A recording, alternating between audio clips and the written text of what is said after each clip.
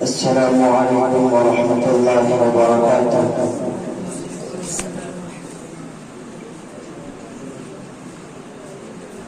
الحمد لله الذي أبدع المفلات والعظيم، والصلاة والسلام على من كان نبيا وآدم بين الماء والطين، وعلى آله وصحبه أجمعين.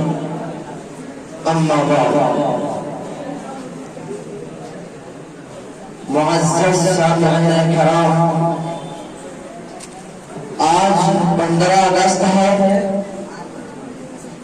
پورے دیش میں 79واں یوم آزادی دھوم دھام سے منایا جا رہا ہے. ہر جانب خوشیوں کا ماحول ہے. سارا ہندوستان جشن میں ڈوبا ہوا ہے. جگہ جگہ ترنگا لہرایا جا رہا ہے. خراج شہیدان وطن کو خراج عقیدت پیش کیا جا رہا ہے. مجاہدین آزادی کے حالات پر پڑھ کر اور گا گا کر سنائے جا رہے ہیں. میرے دوستوں، یہ سارے خوبصورت نظارے، یہ تمام رونقیں، یہ ساری خوشیاں، آج کے جشن کا یہ دلکش ماحول اس لیے ہے کہ اب سے قریب 78 سال پہلے، 78 نہیں بلکہ 79 سال پہلے، آج سے قریب 79 سال پہلے ہمارے علماء نے اس ملک کو آزاد کرایا تھا. آزادی کے جنون میں گھرے ہوئے لاکھوں لوگوں کے بے مثال قربانیوں نے اپنا کامیاب رنگ دکھایا تھا. اپنا کامیاب رنگ دکھایا تھا. اس دن ملک کی ذرہ ذرہ نے اظہار آزادی کا نعرہ بلند کیا تھا. سرزمین ہند نے انگریزی حکومت کا بائیکاٹ کر کے وحشت کے ناپاک سایہ سے نجات پائی تھی. بھارت کی جنتا نے سینکڑوں سال پہلے آزادی کا جو حسین خواب دیکھا تھا، وہ خواب 15 اگست 1947 کو پورا ہوا. اس لیے آج کا دن ہندوستان کی تاریخ کا ایک تابناک اور روشن دن ہے. برادران قوم، میں آپ حضرات کو بتاتا چلوں کہ مغلیہ دور حکومت میں ہمارا پیارا ملک بھارت مالی ترقی کے لحاظ سے سونے کی چڑیا کہلاتا تھا. اس وقت یہاں تجارت کے بے شمار مواقع تھے. مالی ترقی کے بے شمار مواقع نے انگلستان کے تاجروں کو بھی اپنی طرف متوجہ کیا. چنانچہ سب سے پہلے انہوں نے 30,000 پاؤنڈ کی مدد سے ایسٹ انڈیا نام کے تجارتی کمپنی کی بنیاد رکھی اور 1601 میں پہلی بار اس کمپنی کے تجارتی جہاز ہندوستان کے ساحلی علاقوں پر پہنچے. پھر 1612 میں جہانگیر کے دور حکومت میں ان انگریز تاجروں نے شہنشاہ کی اجازت سے گجرات کے مشہور شہر سورت میں اپنا مالی مرکز بنا لیا اور دیکھتے ہی دیکھتے اس کی شاخیں احمد آباد، اجمیر، آگرہ میں پھیل گئی. مشہور مغل شہنشاہ اورنگزیب عالمگیر کے انتقال کے بعد مغلیہ حکومت کی بنیاد کمزور ہونے لگی. مغلیہ حکومت کی بنیاد کمزور ہونے لگی. دھیرے دھیرے یہ ملک اندرونی بغاوت، بدنظری اور سیاسی اختلاف کا شکار ہو گیا. اسی کمزوری کا فائدہ اٹھاتے ہوئے ایسٹ انڈیا کمپنی، جو اب تک صرف ایک تجارتی کمپنی تھی، اس پر تخت و تاج اور ملک گیری کا ہوش سوار ہو گیا. بیٹھے بیٹھے انگریزی تاجر بھارتی سرزمین پر حکومت کرنے کے سپنے سجا دیے. چنانچہ آہستہ آہستہ انہوں نے اپنی سیاسی قوت بڑھانی شروع کر دی. یہاں تک کہ کولکاتہ میں اپنا ایک مضبوط فوجی قلعہ تیار کر لیا. پھر ایک ایک کر کے چھوٹے بڑے شہروں پر چڑھائی کرنے لگے، حتیٰ کہ 1750 تک پورا ملک ایسٹ انڈیا انڈیا کمپنی کا غلام بن چکا تھا، اس کا کچھ احساس حکومتی نمائندوں کو بھی ہونے لگا۔ لہذا جب اس وقت کے خوشبن مسلمانوں نے دیکھا کہ ملکی حالات بگڑنے لگے ہیں اور انگریز ہماری زمینوں پر پاؤں جمانے لگے ہیں، لہذا اگر اس پر قابو نہ پایا گیا تو یہ انگریز تاجر حکومتی اداروں پر بھی قبضہ جما لیں گے اور حکومت کا مکمل کنٹرول حاصل کر لیں گے۔ چنانچہ اس ظالمانہ سازش کے خلاف جس شخص نے سب سے پہلے آواز اٹھائی وہ کون تھا؟ ارے وہ بنگال کا رئیس نواب سراج الدولہ تھا، جس نے انگریزوں سے پنجہ آزمائی کرتے ہوئے 1757 میں پلاسی اور 1764 میں بکسر اور 1774 میں روہیل کھنڈا کی جنگ لڑی، لیکن بدقسمتی سے اپنے کی دغا بازی کے سبب انگریز اور محاذ پر کامیاب ہوتے چلے گئے۔ پھر 1799 میں ہندوستان کے شیر دل حکمراں ٹیپو سلطان نے انگریزوں سے زبردست مقابلہ کیا، لیکن اس جنگ میں بھی اپنے کی غداری نے ٹیپو سلطان کو کمزور کر دیا، جس کے سبب ٹیپو سلطان نے یہ کہتے ہوئے موت کو گلے لگا لیا کہ شیر کی ایک دن کی زندگی گیدڑ کی 100 سالہ زندگی سے بہتر ہے۔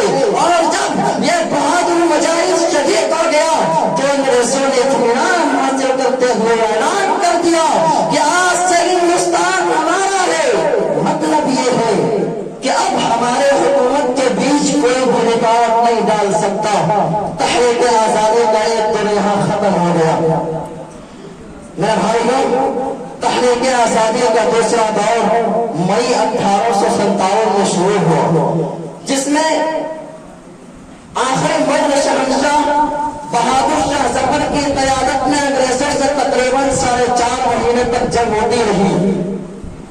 4.5 مہینے تک جنگ ہوتی رہی، مگر بہادر شاہ ظفر کو بھی کوئی کامیابی نہ مل سکی۔ آخرکار ایسٹ انڈیا کمپنی کا عمل دخل ختم ہو کر ہندوستان پر براہ راست ملکہ برطانیہ کی حکومت قائم ہو گئی۔ چنانچہ بادشاہ کے بیٹے اور پوتے کا سر تن سے جھڑا کر کے تھالی میں سجا کر بادشاہ کے سامنے تحفہ پیش کیا گیا۔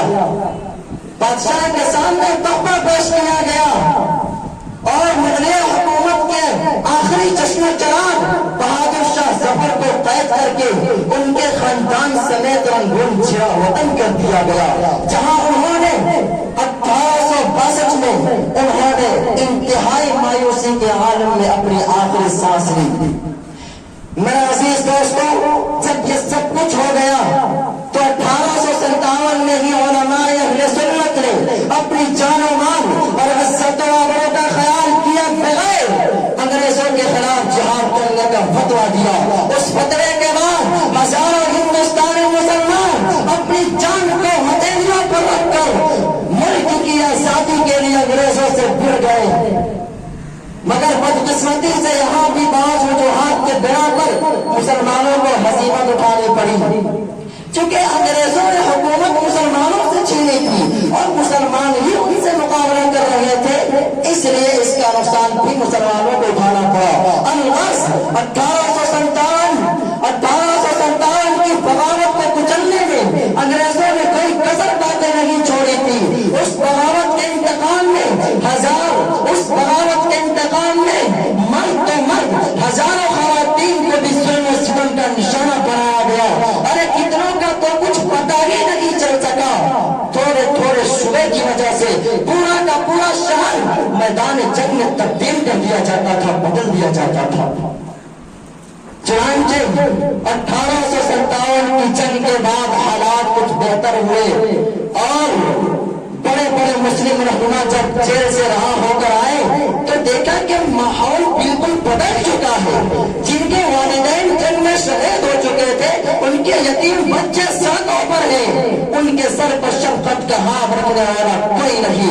انگریزی اسکول اور چرچ کے لوگ ان بچوں کو پکڑ کر لے جاتے اور یہ کہتے کہ چلو ہم تمہیں کھانا دیں گے، تمہیں کپڑا دیں گے، رہنے کے لیے مکان دیں گے۔ الغرض ان کا مقصد صرف ایک ہی تھا کہ ان یتیم بچوں کو ذمہ غلام بنائیں گے۔